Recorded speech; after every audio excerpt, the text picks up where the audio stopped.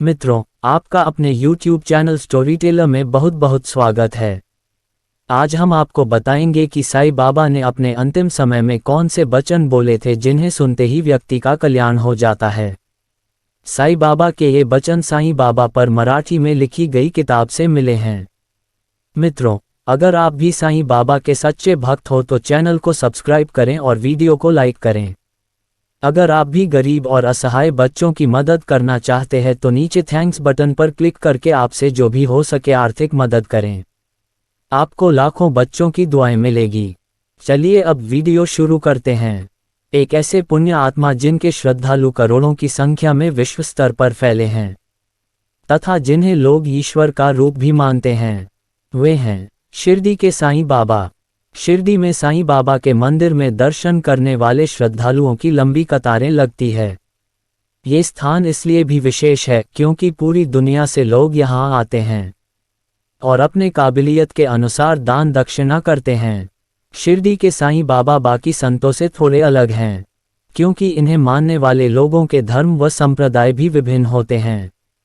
आमतौर पर किसी हिंदू संत के अनुयायी अधिकतम हिंदू ही होते हैं, लेकिन साईं बाबा एक अपवाद है क्योंकि इनकी आराधना हिंदू, मुस्लिम और बाकी दूसरे धर्म के लोग भी करते हैं। इसीलिए इन्हें हिंदू मुस्लिम एकता का प्रतीक भी माना जाता है। शिरडी के साईं बाबा के विषय में विश्वसनीय जानकारी देने वाला एकमात्र स्रोत श्री साईं सच्चरित्र को माना जाता है, जो मूलतः मराठी भाषा में लिखा गया है। साईं बाबा हमेशा से ही एकेश्वरवाद पर जोर देते थे। गौरतलब है कि साईं बाबा के जन्म और प्रारंभिक जीवन के विषय में ज़्यादा ठोस सबूत नहीं मौजूद है। माना जाता है कि साईं बाबा का जन्म महाराष्ट्र के परभनी जिले के पाथरी गांव में हुआ था। बाबा को शिरडी में पहली बार वर्ष 1854 में देखने का दावा किया जाता है, तब उनकी उम्र 16 वर्ष बताई जाती है। उस हिसाब से देखा जाए तो वर्ष 1938 में साईं बाबा का जन्म हुआ है। किंतु सत्य साईं बाबा जो खुद को साईं बाबा का अवतार मानते थे, उनके अनुसार बाबा का जन्म 27 सितंबर 1830 में हुआ था। शशिकांत शांताराम गडकरी द्वारा लिखी गई किताब सद्गुरु साईं दर्शन के अनुसार बाबा एक ब्राह्मण परिवार में जन्मे थे। कौशिक गोत्र तथा ब्राह्मण यजुर्वेदी शाखा से वे ताल्लुक रखते थे, ऐसी मान्यता है।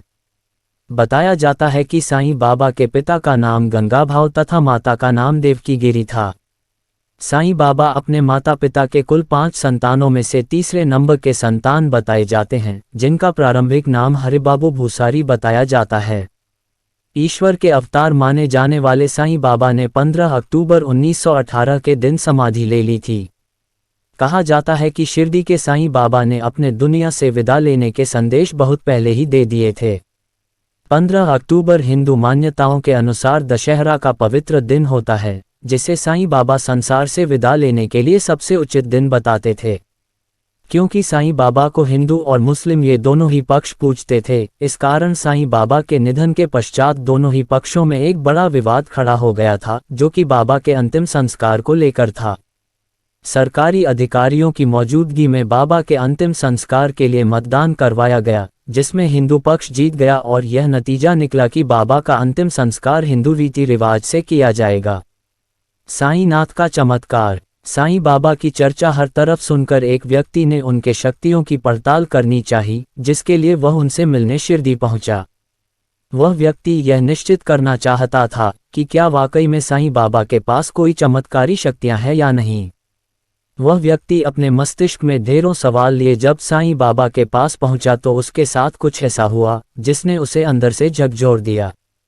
साईं बाबा ने बिना किसी परिचय के ही जब व्यक्ति के नाम से उसे पुकारा और उसके द्वारा तैयार किए गए प्रश्नों के विषय में पूछा तो वहां खड़े सभी भक्त आश्चर्यचकित रह गए। अगले ही क्षण उस व्यक्ति को साईं बाबा के शक्तियों के विषय में अंदाजा लग गया और वह नतमस्तक हो गया। साईं बाबा के अंतिम वचन जो जिंदगी को संवार देंगे। पहला वचन जो शिरडी में आएगा आपदा दूर भगाएगा। इस वचन का अर्थ है साईं बाबा की नगरी शिरडी में आकर हर परेशानियों का हल मिलता है। दूसरा वचन चढ़े समाधि की सीढ़ी पर, पैर तले दुख की पीढ़ी पर। इस वचन का अर्थ है कि शिरडी में साईं मंदिर में जाकर बाबा के दर्शन करने से सभी इच्छाएं पूर्ण होती हैं। तीसरा वचन त्याग शरीर चला जाऊंगा, भक्त हेतु दौड़ाऊंगा। साईं बाबा के लिए उनके भक्त सब कुछ हैं। इस वचन का अर्थ है कि भक्तों के पुकारते ही साईं बाबा मदद के लिए दौड़े चले आएंगे, भले ही शरीर त्याग दिया हो। चौथा वचन, मन में रखना दृढ़ विश्वास, करे समाधि पूरी आस। इस वचन का अर्थ है कि यदि भक्तों के मन में श्रद्धा है तो समाधि पर आने पर उनकी हर इच्छाएं पूरी हो जाएंगी। पांचवा वचन, मुझे सदा जीवित ही जानो, अनुभव करो सत्य पहचानो। इस वचन का अर्थ है कि मैं हमेशा जीवित ही हूँ, एक बार अनुभव करके देखो। छठा वचन, मेरी शरण आ खाली जाए, हो तो कोई मुझे बताए। इस वचन का अर्थ है कि मेरे शरण में आने वाले की हर मनोकामना पूरी होंगी। सातवां वचन, जैसा भाव रहा जिस जन का, वैसा रूप हुआ मेरे मन का। इस वचन का अर्थ है कि व्यक्ति का जैसा भाव होता है, मैं उस व्यक्ति को वैसा ही दिखाई देता हूँ। आठवां वचन, भार तुम्हारा मुझ पर होगा, वचन न मेरा झूठा होगा। इस वचन का अर्थ है कि श्रद्धा भक्ति से यदि कोई व्यक्ति मेरे पास आता है तो उसकी मदद के लिए मैं हमेशा तैयार हूँ। नौवां वचन, असहायता लो भरपूर, जो मांगा वो नहीं है दूर। इस वचन का अर्थ है कि मुझसे जो कोई भक्ति भाव से मदद की उम्मीद रखेगा उसकी हर मुराद पूरी होगी। 10वां वचन, मुझ में लीन वचन मन काया, उसका ऋण न कभी चुकाया। इस वचन का अर्थ है कि जो भक्त तन मन वचन तीनों से मुझी में लीन है, उस भक्त का मैं हमेशा ऋणी रहूंगा। 11वां वचन, धन्य धन्य वह भक्त अनन्य, मेरी शरण तज जिसे न अन्य। इस वचन का अर्थ है कि जो अनन्य भाव से भक्ति में लीन है वे भक्त धन्य हैं। मित्रों, अगर आप भी साईं बाबा के सच्चे भक्त हो तो चैनल को सब्सक्राइब करें और वीडियो को लाइक करें और अपना थैंक्स योगदान अगर आप उस काबिल है जो गरीबों की मदद कर सके करना ना भूलें। अब मिलते हैं एक और खूबसूरत कथा के साथ, तब तक के लिए जय हिंद।